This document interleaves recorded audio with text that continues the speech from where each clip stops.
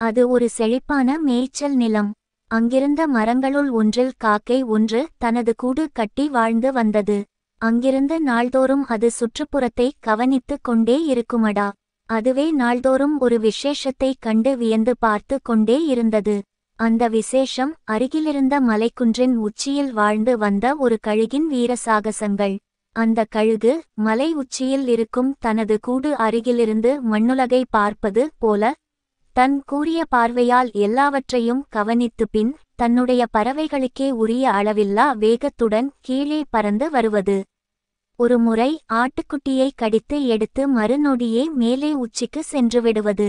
காக்கை இதை கண்டு பிரமித்து, இந்த பறவை போல சாகசங்களைச் செய்ய முடியுமா என தினமும் யோசிக்கத் தொடங்கியது.